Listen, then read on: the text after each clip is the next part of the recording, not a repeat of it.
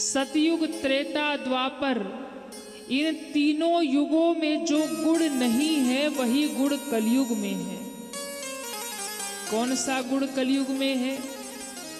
जब ब्रह्मा जी ने चारों युग बनाए ना, सतयुग, त्रेता, द्वापर, कलयुग, तो ब्रह्मा जी ने सतयुग को कहा, बेटा सतयुग। बोले हाँ पिताजी, मेरी आज्ञा का पालन करोगे? क्या आज्ञा है? देखो मैंने स्वर्ग भी बनाया, नरक भी बनाया, तो तुम एक काम करना, कुछ कुछ को स्वर्ग भेजना, कुछ कुछ को नरक भेजना। ऐसा कुछ करना कि आधे स्वर्ग जाएं, ताकि नरक का भी चलता रहे खाता, स्वर्ग का भी। सतयुग ने कहा, पिताजी क्षमा करना, ये काम हमारे बस की नहीं है, हम तो सबको स्वर्ग ही भेजेंगे। अब पहला बेटा ही आज्ञा ना माने तो पिता को क्रोध आता है। पिता ने कहा, तुम नालायक हो, हटो। दूसरे बेटे को बुलाया, बेटा त्रेता। बोले हाँ पिताजी, इधर आओ। क्या हुआ? देखो हमने स्वर्ग भी बनाया, नरक भी बनाया, कुछ ऐसा करना आधे स्वर्ग जाएं, आधे नरक जाएं। त्रेता ने कहा, पिताजी क्षमा करना, हम तो बड़े भाई के पद चिन्हों पर ही चलेंगे, हमसे भी ये काम नहीं होने वाला, हम तो सबको स्वर्ग ही भेजेंगे। ब्रह्मा जी ने कहा, तुम भी बेकार निकले। तीसरे बेटे को बुलाया, बेटा द्वापर। हाँ पिताजी, देखो हम तुमसे कह रहे, तुम्हारे दो बड़े भाई तो बड़े निकम्मे हो गए, कुछ नहीं सुनते, पर तुम सुनो, आधे को नरक भेजना, आधे को स्वर्ग भेजना। द्वापर ने कहा, बड़े भाई जिस रास्ते चलेंगे छोटा भी तो वही जाएगा, हम नरक नहीं किसी को भेजेंगे, हम तो सबको स्वर्ग भेजेंगे। कहते हैं जब तीनों युगों ने ब्रह्मा जी की बात मानने से इनकार कर दिया तो अंत में खड़ा था कलयुग। ब्रह्मा जी ने बहुत दुखी होकर के कहा, देखो बेटा कलयुग, तुम सबसे छोटे हो, तुम मेरी बात मान जाओ। इन तीनों ने मेरी बात मानने से इनकार कर दिया, अगर सारे स्वर्ग ही जाएंगे तो नरक का खाता बंद हो जाएगा, नरक का कोई मतलब नहीं होगा, तो तुम क्या करोगे? कलयुग ने कहा, पिताजी चिंता मत करो, मैं आपको वचन देता हूं कि कलयुग में मैं किसी को भी स्वर्ग जाने ही नहीं दूंगा, मैं सबको ही नरक भेजूंगा।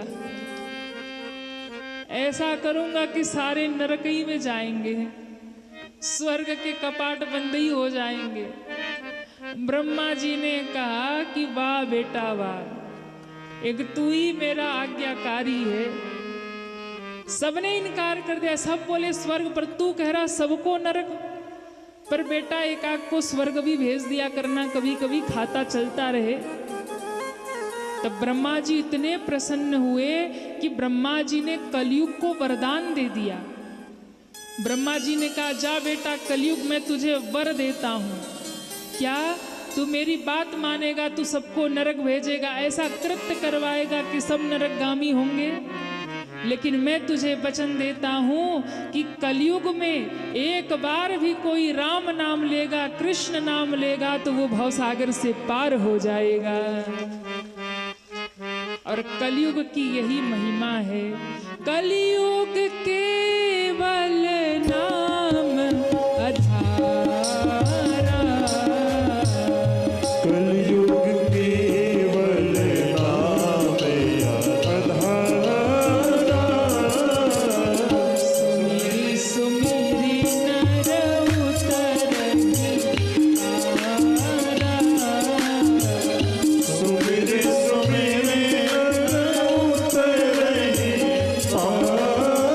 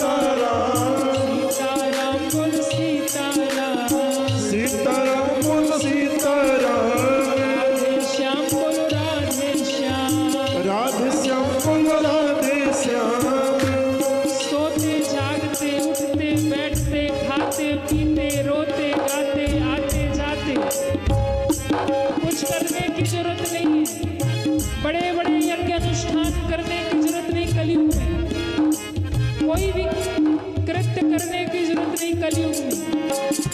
केवल और केवल हृदय से जागते सोते उठते बैठते आते जाते हंसते रोते एक ही काम, सीताराम जय सीताराम, सीताराम जय सीताराम, सीताराम बोलो सीताराम, सीताराम बोलो सीताराम, राधे श्याम बोलो राधे श्याम, राधे श्याम बोलो राधे श्याम।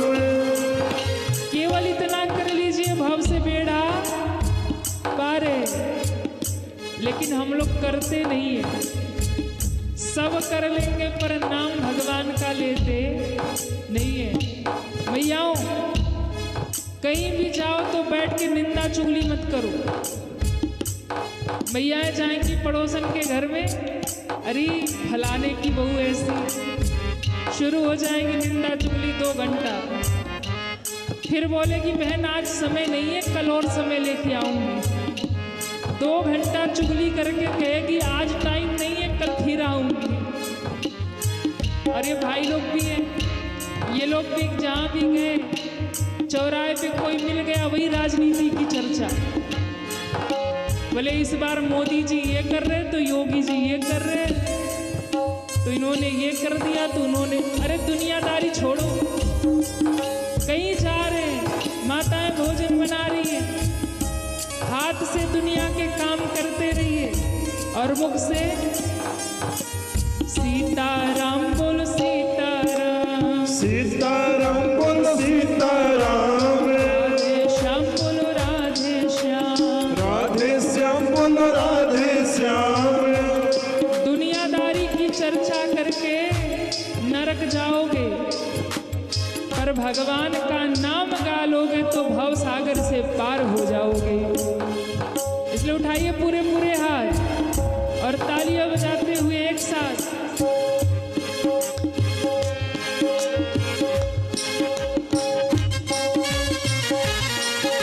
हरि बोल। श्री राधे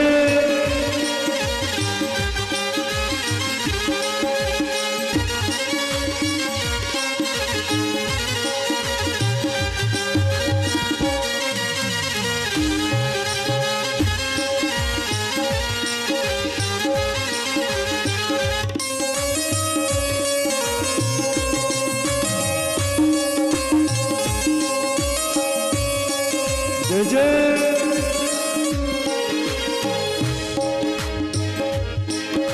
सीताराम बोलो सीताराम, सीताराम बोलो सीताराम, राधे श्याम बोलो राधे श्याम, राधे श्याम बोलो राधे श्याम। कलियुग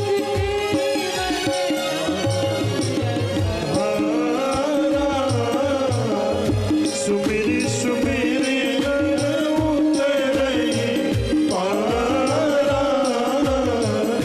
सुमेरी सुमेरी नर उतरे पारा, सुमेरी सुमेरी नर उतरे पारा,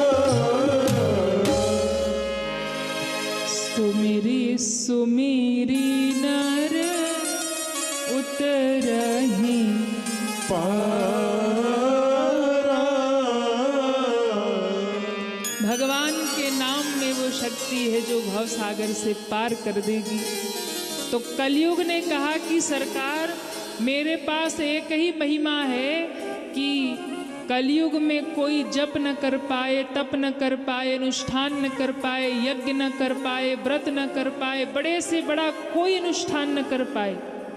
लेकिन अगर सीताराम राधे श्याम जप लिया उतने से ही कलयुग के जीवों का बेड़ा पार हो जाएगा। अब आप सोचिए कि इतनी छूट कहीं है क्या? सतयुग में, त्रेता में, द्वापर में, सतयुग में सत्य बोलो, अगर झूठ बोला तो फिर मुक्ति नहीं मिलेगी।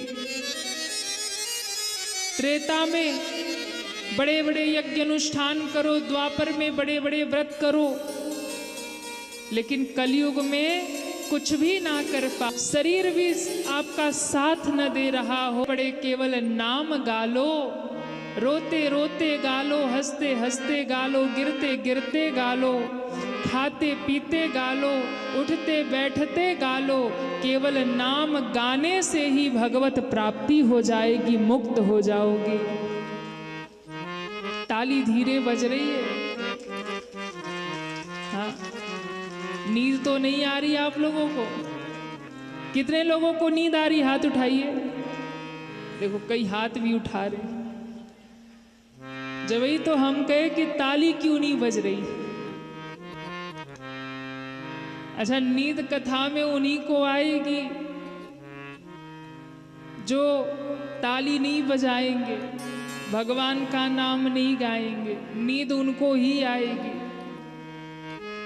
इसलिए भगवान का नाम जोर जोर से गाया करिए, ताली जोर जोर से बजाया करिए। बोले भागवत महापुराण की जय हो। तो कलयुग को 4 स्थान दे दिया। धूतम पानम स्त्रिय सूना यत्रा धर्मश्चतुर्विध। दूतरक स्त्रियों का संग किया जाए वहां कलयुग का निवास, और अधर्म से झूठ बोला जाए, कलह की जाए, वहां कलयुग का निवास। अब तो जो मुकुट पहन रखा था महाराज ने, वो मुकुट जरासंध का था, पांडव मार के छीन के लाए थे। उसी कलयुग, उसी मुकुट में कलयुग बैठा, समीक ऋषि का अपमान कर दिया, और समीक ऋषि के पुत्र श्रृंगी ऋषि ने राजा परीक्षित को श्राप दे दिया। बोले जिस राजा ने अभिमान में मेरे पिता का अपमान किया, मैं इस राजा को श्राप देता हूँ। क्या श्राप दिया? उस राजा को श्राप देता हूँ। क्या श्राप दिया? इति लंघित मर्यादकम तक्षको सप्तमे हनि।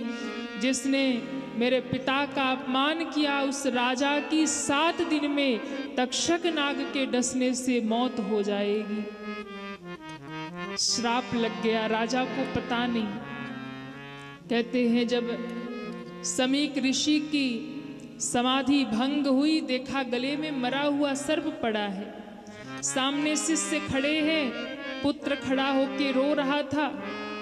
उठे महात्मा, सांप को बगल में फेंका और कहा, बेटे को क्यों रो रहे हो?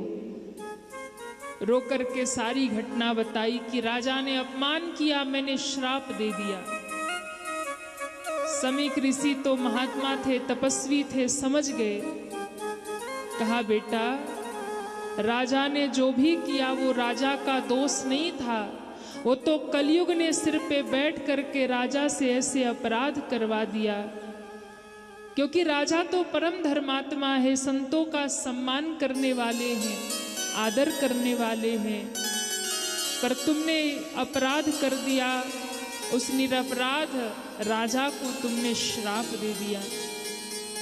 अब राजा के द्वार पे पहुंचे, परीक्षित जी को बताया, राजन आपके पास केवल 7 दिन बचे हैं, अपनी मुक्ति का उपाय कर लीजिए, अब आपके पास समय नहीं बचा। कहते हैं जब राजा ने सुना तो छोटे से पुत्र जन्मेजय को गद्दी पर बिठा करके तुरंत ही ऋषियों के वस्त्र पहनकर गंगा किनारे आकर बैठ गए। राजा को श्राप लगा, ये खबर सुन के बड़े बड़े महात्मा संत वहां इकट्ठे हो गए, और सब बैठे बैठे शोक कर रहे हैं, दुखी हो रहे हैं। ऐसा धर्मात्मा राजा अब हमारे बीच से चला जाएगा, जिसके रहते धर्म एकदम सुरक्षित हो गया था, चहुं ओर से धर्म पर कोई आँच नहीं आ सकती थी। पर ऐसा धर्मात्मा राजा जाएगा और कलयुग शुरू हो जाएगा। एक साथ संग करके परीक्षित जी ने कहा, मेरा तो परम सौभाग्य है जो मुझे श्राप लगा कि 7 दिन बाद मेरी मौत होगी। देखिए, किसी व्यक्ति को अगर ये पता चल जाए कि केवल 1 महीना मुझे जीवित रहना है, तो बताइए वो रोएगा कि हंसेगा? कहिए ना। किसी को खबर लग जाए कि केवल 1 महीना की जिंदगी बची है, रोएगा कि हंसेगा? रोएगा ना, दुखी होगा ना, दर दर पे जाके अपना शीश पटकेगा, बड़े बड़े महात्माओं के चरणों में गिरेगा, मंदिरों में जाएगा, हर एक द्वारे जाएगा कि कोई मेरा जीवन बचा ले। पर धन्य है राजा परीक्षित, जब उन्होंने सुना कि 7 दिन बाकी है जीवन का, कहीं रोने नहीं गए और प्रसन्न हो गए और मुस्कुराने लगे और झूमने लगे, नाचने लगे। महात्माओं ने कहा तुम्हें गम नहीं है, केवल 7 दिन तुम्हारे पास है। परीक्षित जी ने कहा गुरुदेव, मौत का क्या भरोसा है? मौत तो आने के 1 क्षण पहले तक भी नहीं बताती कि मैं आ रही हूं। व्यक्ति कहीं भी होता है, कुछ भी कर रहा होता है, और अचानक से मौत आती है और व्यक्ति चला जाता है। कई बार सुनने में आता है ना, अरे अभी तो बैठे चाय पी रहे थे, अभी ऐसा क्या हो गया, चले गए। अभी तो शाम को बात की थी, तब तक सुबह खबर आ गई कि नहीं रहे। व्यक्ति स्तब्ध हो जाता है, ऐसे कैसे हो गया? अभी कल शाम को बात किया था, कोई परेशानी नहीं थी, बहुत अच्छे खासे थे। तो मृत्यु बताकर नहीं आती और किसी को मौका नहीं देती। राजा परीक्षित ने कहा कि मौत तो आज ही आ जाती तो मैं क्या कर लेता, पर ये कृपा मेरे ऊपर महात्माओं का है कि मुझे तो फिर भी 7 दिन पहले पता चल गया, मुझे 7 दिन मिल गया। इन 7 दिनों में अगर संतों की कृपा हो गई तो मैं भगवान को प्राप्त कर लूंगा, मुक्ति को प्राप्त कर लूंगा। राजा परीक्षित को तो 7 दिन मिल गया, हमको और आपको 7 सेकंड भी नहीं मिलने वाला, 7 मिनट भी नहीं मिलने वाला। इसलिए गलत कर्म करने से पहले 1000 बार सोच लेना। दुनिया के सब काम करते रहो, पर मृत्यु को याद रखो, मौत को याद रखो कि भाई मौत कब आएगी उसका कोई भरोसा नहीं है। अचानक से मौत आती और लेकर चली जाती है। राजा परीक्षित ने कहा ये श्राप नहीं है, ये वरदान है। अब महात्माओं से मैं हाथ जोड़ करके आप सबसे कहता हूँ, कोई ऐसा महात्मा हो जो कि मुझे मेरी मुक्ति का उपाय बता दे। सब महात्मा सोचने लगे 7 दिन में मुक्ति कैसे मिलेगी। कोई कहता है मैंने तो हजारों वर्षों तप किया पर अभी तक मुक्ति का पता नहीं। कोई कहता है मैंने लाखों वर्षों तक एक ही गुफा में समाधि लगाई, मुझे भी नहीं पता।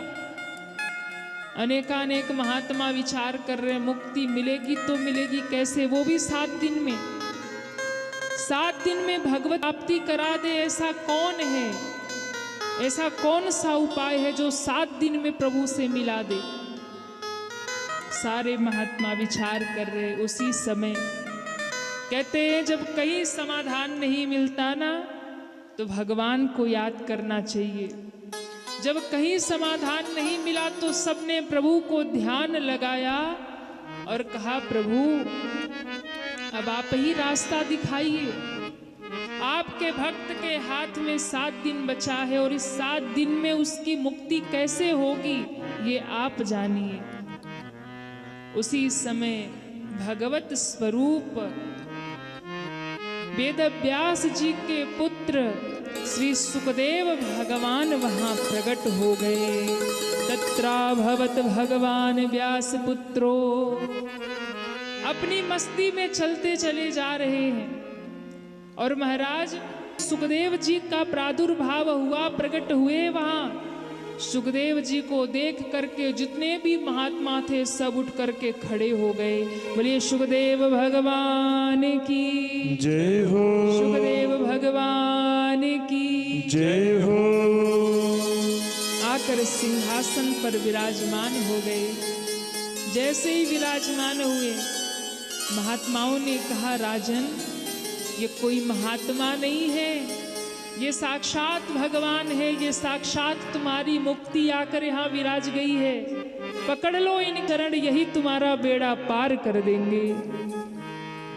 और ध्यान रखना, जीवन में जब सच्चा गुरु मिल जाएगा ना, जीवन में जब सच्चा सतगुरु मिल जाएगा तो कहीं भटकने की जरूरत नहीं है, वही गुरु आपको भगवान से मिला देगा।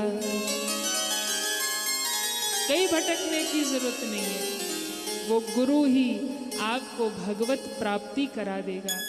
पर उस गुरु के चरणों में निष्ठा होनी चाहिए, उस गुरु के चरणों में श्रद्धा होनी चाहिए, उस गुरु के चरणों में आपका समर्पण होना चाहिए। परीक्षित जी चरणों में गिर गए। बाबा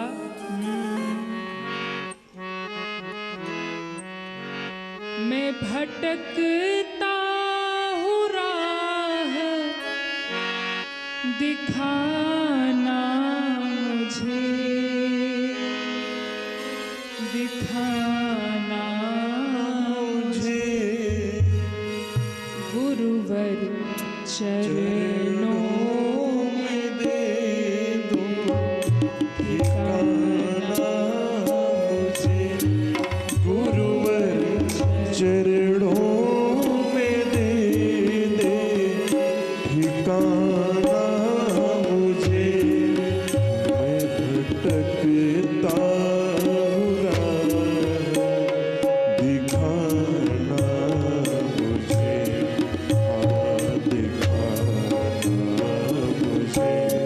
गुरुवर चरणों में दे दो ठिकाना मुझे, गुरुवर चरणों में दे दो ठिकाना।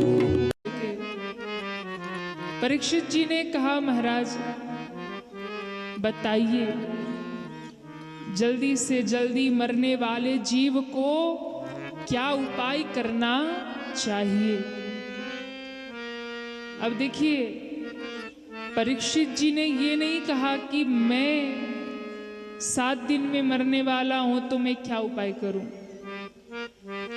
ये नहीं कहा कि मेरी मृत्यु को टाल दो या कोई उपाय बताओ, श्राप से बचा लो। उन्होंने बस ये कहा कि जल्दी से जल्दी मरने वाले को क्या करना चाहिए। और ये प्रश्न केवल परीक्षित जी का नहीं है, ये प्रश्न हमारा और आपका सबका है। हम सबकी ओर से ये प्रश्न किया कि जल्दी से जल्दी मरने वाले को क्या करना चाहिए। क्योंकि भैया देखो, जल्दी से जल्दी मरने वाले संसार में सभी है। इसलिए ये प्रश्न सारी दुनिया की ओर से सुखदेव भगवान को कर दिया। सुखदेव भगवान ने जब सुना तो बड़े प्रसन्न हुए और समझ गए कि ये जो राजा है, इसके मन में स्वार्थ की भावना नहीं है, इसके मन में परमार्थ की भावना है, जगत के कल्याण की भावना है। इसलिए कहा, राजन सुनो, तुमने पूछा कि जल्दी से जल्दी मरने वाले को क्या उपाय करना चाहिए। तो देखो, जितना भी व्यक्ति को जीवन मिला है, जितनी भी व्यक्ति को श्वास मिली है, वो सारा जीवन कहाँ बीत रहा है। तो कहा, कुछ नींद में, कुछ दुनियादारी में, कुछ धन कमाने में, कुछ स्त्री संग में, सारा जीवन व्यक्ति बिता देता है, लेकिन कभी भी मुख से भगवान का नाम नहीं लेता है। कभी भी बैठ करके घड़ी दो घड़ी भगवान को याद नहीं करता है। इसलिए जीवन सारा निरर्थक चला जाता है। 100 साल की जिंदगी कि भैया 50-55 के होते ही लोगों को हार्ट अटैक आ जा रहे, तो अब तो और भी जीवन छोटा हो गया, और जैसे जैसे कलयुग बढ़ेगा जीवन और भी छोटा हो जाएगा। इसलिए हर व्यक्ति को अपनी मुक्ति का उपाय करना चाहिए, भगवत प्राप्ति का उपाय करना चाहिए। हमेशा इस बात का प्रयास करना चाहिए कि हमारा कल्याण कैसे होगा। हम पूरी दुनिया में हर एक काम करेंगे, सबके लिए सोचेंगे, पर कभी खुद के लिए बैठकर नहीं सोचेंगे कि हम इस दुनिया में आए क्यों हैं। कभी बैठकर अपने आप पर विचार करिए कि दुनिया में हम क्यों आए हैं, हमें क्या करना है और हम क्या कर रहे हैं। और एक बात और विचार करना, किसके लिए हम इतना मरे जा रहे, दिन रात किसके लिए हम भाग रहे। जिस दुनिया के लिए, जिस परिवार के लिए हम इतना इकट्ठा कर रहे, क्या वो हमारे साथ जाएंगे? या जिस परिवार के लिए, जिस पुत्र के लिए, जिस दुनिया के लिए हम पाप अधर्म सब कर रहे हैं, क्या मेरे इस पाप अधर्म में ये मेरी सहभागी बनेंगे? लेकिन फिर भी हम करते हैं। जिस दिन आपने ये विचार कर लिया ना, उस दिन आपका मन भगवान में लग जाएगा। लेकिन हम विचार नहीं करते। व्यक्ति भाग रहा है और आज इतना भाग रहा कि अपने लिए सोचने का टाइम नहीं है। लेकिन कभी अपने लिए समय निकाल कर एकांत में बैठिए तो चिंतन करिए, किसके लिए कर रहे हैं और क्यों कर रहे हैं, क्या करने दुनिया में आए हैं और क्या कर रहे। कभी बैठ करके इस बात का चिंतन कर लीजिए। कहा महाराज सुनो, इस संसार में जितने भी लोग हैं सब इसी चक्कर में लगे हैं, पर अपनी मुक्ति का उपाय कोई नहीं कर रहा। पर व्यक्ति को संसार में आने के बाद हर एक काम करते हुए अपनी मुक्ति का उपाय अवश्य करना चाहिए। परीक्षित जी ने कहा महाराज बताइए, भगवान किसको जल्दी मिलते होंगे, किसको जल्दी भगवान मिलते होंगे? कहा कि जो बड़ा बुद्धिमान होगा भगवान उसको मिलते होंगे, बड़ा ज्ञानी होगा, या फिर जो ऊंचे कुल खानदान का होगा भगवान उसको मिलते होंगे, या फिर जो बड़ा सुंदर होगा उसको भगवान मिलते होंगे, या फिर जो बड़ा ऊंची जाति का होगा भगवान उसको मिलते होंगे, या फिर जो बड़ी लंबी उम्र वाला होगा भगवान उसको मिलते होंगे। किसको मिलते होंगे?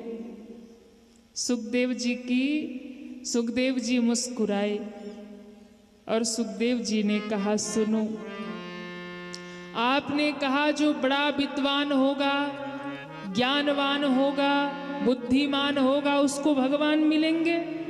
तो जरा बताओ केवट कौन सा बड़ा ज्ञानी था? नैया चलाने वाला केवट राम जी को धमकी दे डाला, कही तुम्हार मरम में जाना, मांगी नाव न केवट आना। जगत का मालिक दुनिया को देने वाले राम जी केवट से नैया मांग रहे और कहता नहीं लाऊंगा। अब आप सोचिए कि अगर ज्ञान से भगवान मिलते तो केवट तो ज्ञानी नहीं था, शबरी मैया तो ज्ञानी नहीं थी, वो तो भील जाति की भीलनी, पर उसके हाथ से भगवान ने झूठे बेर खा लिए। आपने कहा कि जो बड़ी ऊंची जाति का होगा उसे भगवान मिलता होगा, तो शबरी ऊंची जाति की नहीं थे, विदुर तो दासी के बेटे थे, पर विदुर जी के घर भगवान आए। आपने कहा कि बड़ी लंबी उम्र वालों को भगवान मिलते होंगे, तो ध्रुव और प्रहलाद तो 5-5 वर्ष के बालक थे, भगवान उनके सामने प्रकट हो गए। ध्रुव जी महाराज 5 वर्ष के, प्रहलाद जी महाराज वही 5-6 वर्ष के, नरसिंह भगवान को प्रकट कर दिया। इसलिए आप यदि कहते हो कि भगवान जो बड़ा सुंदर होगा उसको मिलते होंगे। अच्छा, कईयों को सुंदरता का बड़ा अभिमान होता है कि हम तो बड़े सुंदर हैं, है ना। बड़ा अभिमान होता है कि हम बड़े सुंदर हैं, हम बड़े गोरे हैं, वो तो काला है। भैया ध्यान देना, कितने भी सुंदर रहो, कितने भी गोरे रहो, चाहे काले रहो, चाहे कुरूप रहो, एक दिन चिता में जाके सब कोई भस्म है।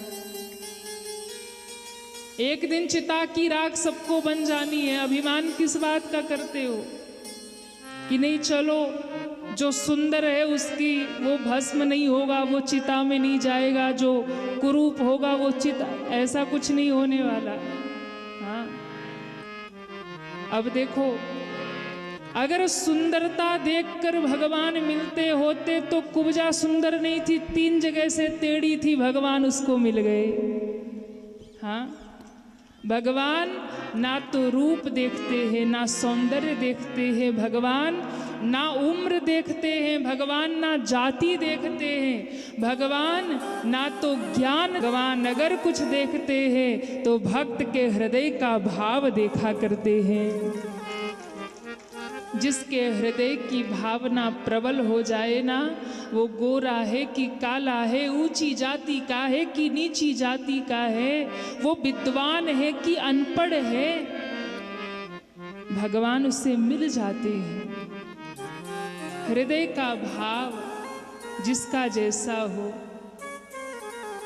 इसलिए कभी इस बात का विचार मत किया करिए कि हम तो लेंगे, नहीं, भगवान हर एक को मिल जाएंगे, बस हृदय में भाव होना चाहिए।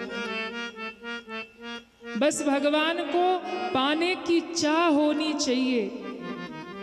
न जाने कौन से गुण पर दया निधि रीझ जाते हैं, न जाने कौन से गुण पर दया निधि रीझ जाते हैं। यही हरि भक्त कहते हैं, यही सद ग्रंथ गाते हैं।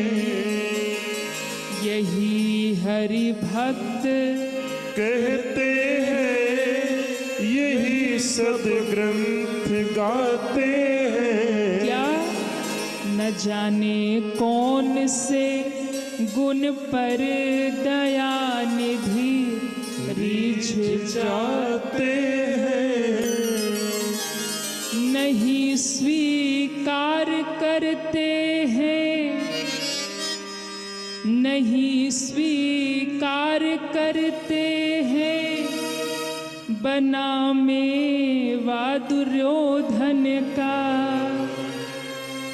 जब विदुर जी के घर भगवान जाने लगे भोजन करने ना, 56 भोग बना करके, दुर्योधन सामने खड़ा हो गया, हे द्वारिकाधीश मेरे घर आओ, भोजन करो। भगवान ने ठोकर मार दिया, नहीं चाहिए तेरा 56 भोग।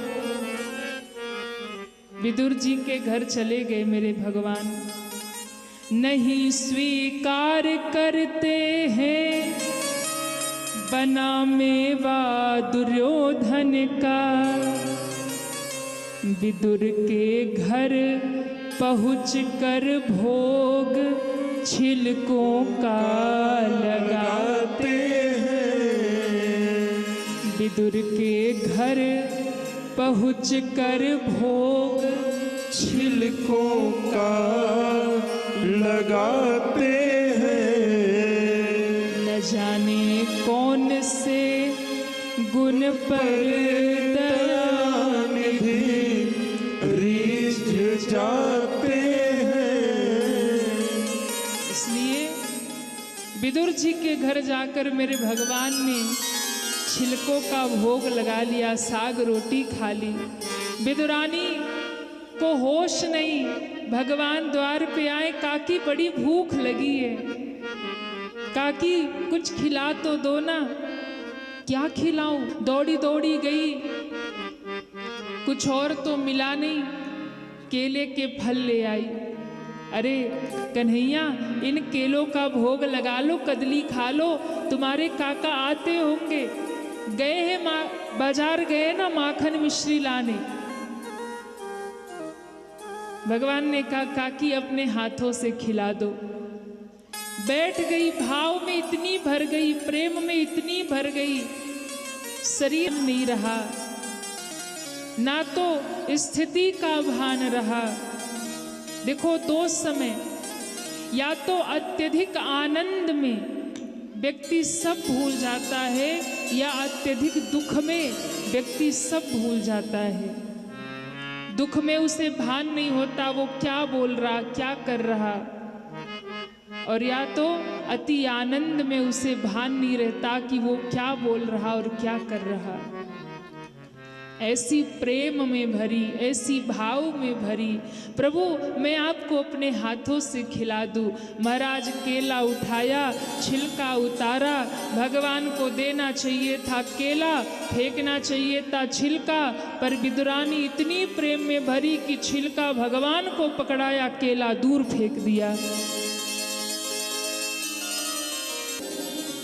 मेरे प्रभु ने तो देखा भी नहीं कि केला है कि छिलका है। मेरे भगवान भाव के भूखे हैं, वो पदार्थ के भूखे नहीं हैं। मेरे भगवान ने लिया और जितने प्रेम से, दुगने प्रेम से मेरे भगवान ने केलों के छिलकों का भोग लगाना शुरू कर दिया।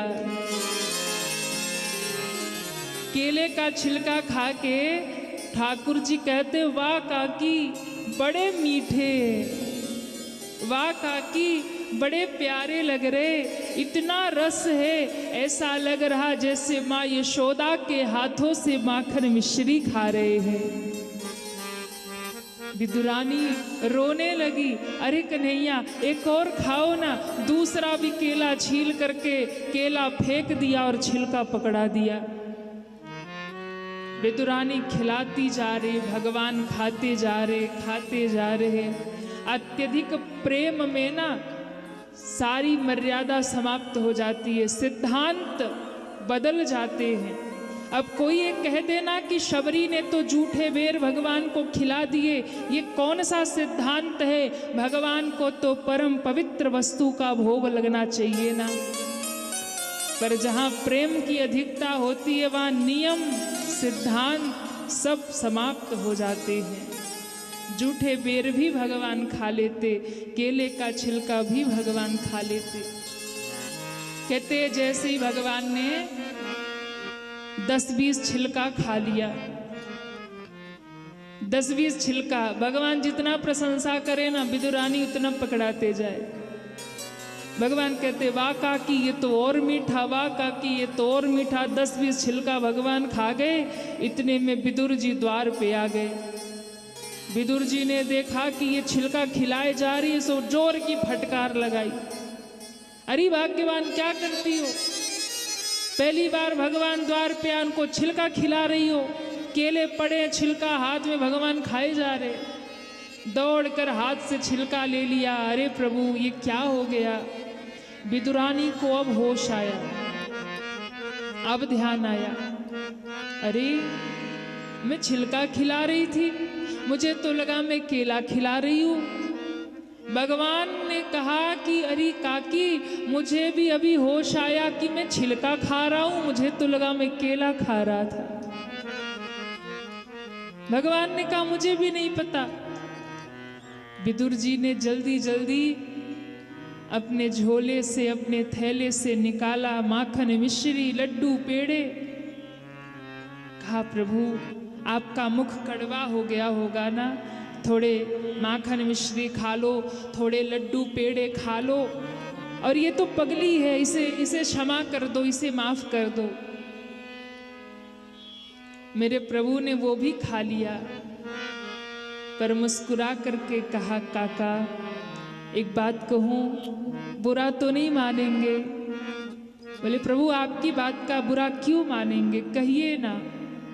भगवान ने कहा काका जो स्वाद काकी के उस केला के छिलका में था ना, वो स्वाद आपके इन लड्डू पेड़ों में मुझे नहीं आ रहा।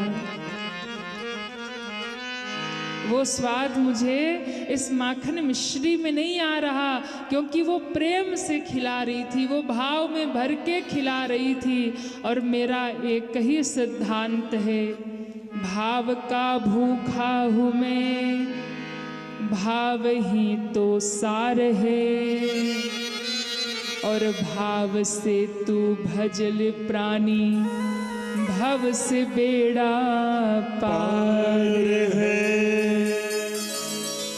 वो भाव से, वो प्रेम से भर के खिला रही थी ना, तो मुझे वो छिलके खा के भी आनंद आ रहा था। अब आप लोग इस कथा को सुन करके भगवान के लिए जो अपने मन में भ्रम रखते हैं ना, अरे अगरबत्ती इधर लगा दिया तो प्रभु नाराज हो गए होंगे, अरे पुष्प ऐसे नहीं चढ़ाया तो प्रभु नाराज हो गए होंगे।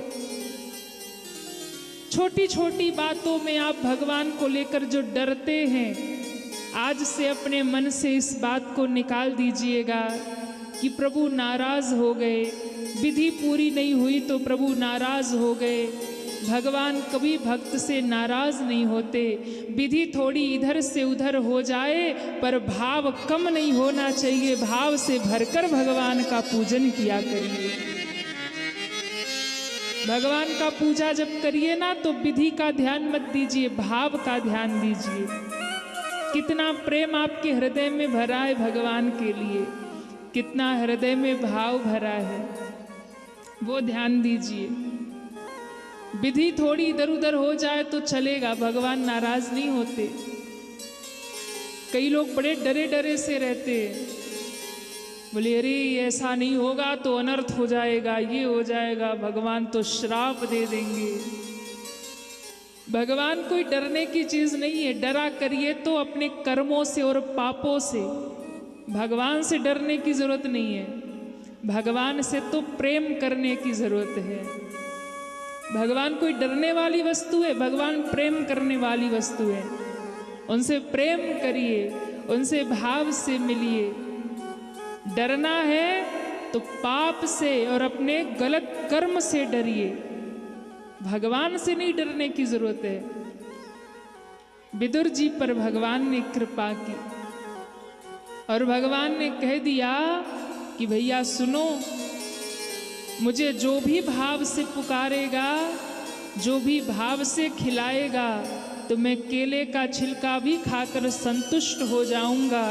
और भाव नहीं है तो 56 भोग भी रख देगा तो भी मैं प्रसन्न होने वाला नहीं हूं। 56 भोग भी रख दो फिर भी भगवान